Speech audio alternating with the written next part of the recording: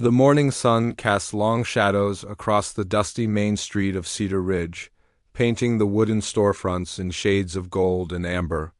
Margaret stood quietly beside the town's small church, her worn gray dress catching the gentle breeze that swept across the prairie. At 24, she carried herself with a dignity that spoke of strength forged through hardship. Her hands trembled slightly as she smoothed the fabric of her skirt. Today would change everything. The arrangements had been made weeks ago, sealed. With a handshake and a promise that felt more like a business transaction than anything resembling hope, the sound of wagon wheels on packed earth drew her attention. A modest covered wagon approached, drawn by two sturdy horses whose breath created small clouds in the crisp morning air. As it drew closer, Margaret could make out the driver, a tall man in a dark coat and hat, his face shadowed but his posture. Speaking of quiet confidence, the wagon came to a gentle stop before the church. The man climbed down with careful movements, removing his hat to reveal kind brown eyes and weathered features that suggested he had seen both joy and sorrow in equal measure. This was Thomas Brennan, the widower who had agreed to take her in, Miss Margaret, he said simply, his voice carrying the slight accent of his Irish heritage. I'm Thomas. She nodded, finding her voice caught in her throat. Behind Thomas, small faces peered out from the wagon, 4 children ranging in age from perhaps 6 to 12, their eyes bright with curiosity and something that might have been hope. The arrangement was not uncommon on the frontier. Margaret's parents, facing financial ruin after 3 years of failed crops, had made the difficult decision to find her a situation. At 24 and childless after 2 years of marriage to a husband claimed by fever, Margaret was considered damaged goods in their small farming community. The whispered word barren followed her like a shadow, when the letter arrived from Thomas Brennan, a man she had never met who lived 2 territories away. It seemed like Providence. He needed help with his children and his household. She needed a home. It was practical, nothing more. These are my young ones, Thomas said gently, helping the children down from the wagon. This is Emma. She's 12. Michael here is 10. Little Sarah is 8, and this fellow is James is 6. Each child stepped forward as their name was called, offering small bows or curtsies with the careful politeness of children who had learned early about loss and the importance of making good impressions. Margaret's heart clenched as she looked at them, Emma with her serious dark eyes and protective stance near her younger siblings, Michael with his father's strong jaw already showing, Sarah clutching a worn cloth doll, and little James, whose thumb found its way to his mouth when he thought no one was looking, Children, Thomas continued, this is Miss Margaret. She's come to help us make our house a proper home. The journey to the Brennan homestead took most of the day. Margaret rode beside Thomas on the wagon seat while the children chattered quietly in the back, their voices mixing with the steady rhythm of wheels and hooves. The landscape stretched endlessly in all directions, rolling prairie grass punctuated by occasional stands of oak and cottonwood trees, as the sun began its descent toward the horizon. Painting the sky in brilliant oranges and purples, a modest farmhouse came into view. It sat like a small island in the sea of grass, surrounded by a barn, chicken coop, and carefully tended vegetable garden. Smoke rose from the chimney, suggesting that someone had prepared for their arrival. Mrs. Henderson, from the neighboring farm, has been helping with meals, Thomas explained as they approached. She's a good woman, but she has her own family to tend. The house was simple but well built, with wide windows that welcomed the evening light. Inside, Margaret found rooms that spoke of a woman's touch, now faded curtains that needed mending, floors that begged for attention, and the subtle disarray that comes when a man tries to manage both work and home without help.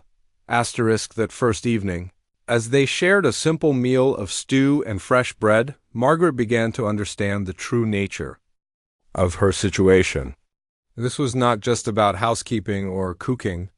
These children needed more than clean clothes and hot meals. They needed someone to care about their scraped knees and their small triumphs. Their fears that came with nightfall and their dreams that reached toward tomorrow.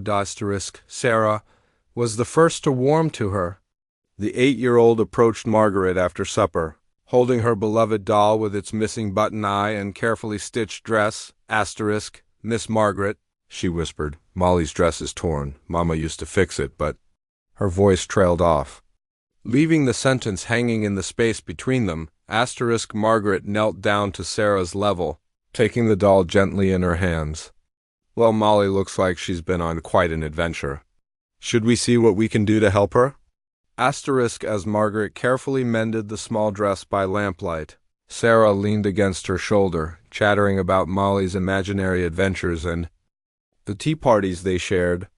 One by one, the other children drifted closer, drawn by the warm circle of light and the gentle rhythm of Margaret's sewing. The weeks that followed brought their own challenges and small victories. Margaret learned that Emma, despite her young age, had been trying to mother her siblings since their real mother's death 2 years prior. The girl carried responsibilities that should never rest on such young shoulders. Michael struggled with reading but had a gift for working with his hands, often helping his father with repairs around the farm. James suffered from nightmares and would often wake crying for his mama.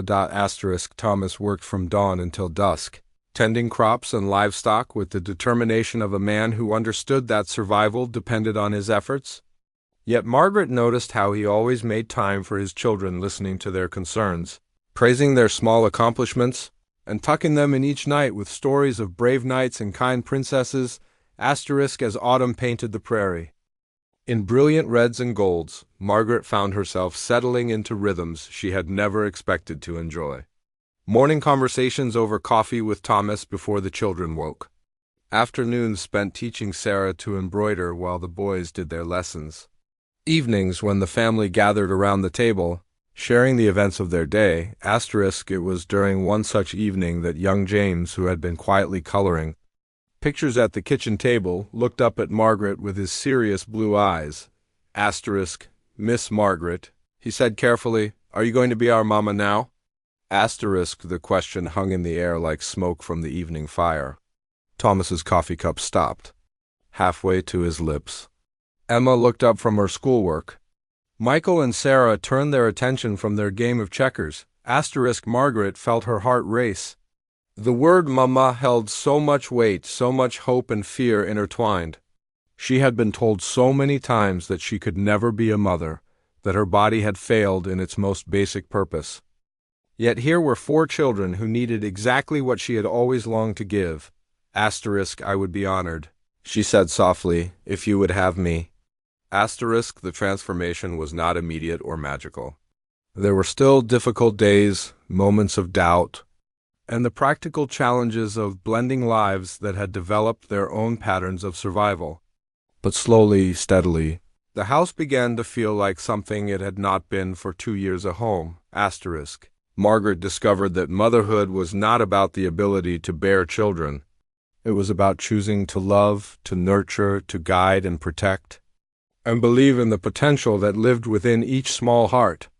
She found that her supposed failure had led her to exactly where she belonged. On a crisp December morning, as she watched Thomas and the children building a snowman in the yard, their laughter carrying across the prairie like music, Margaret understood that sometimes what appears to be an ending is actually the beginning of something more beautiful than you ever dared to imagine. The little family had found each other across the vast loneliness of the frontier, and in doing so had discovered that love creates its own miracles.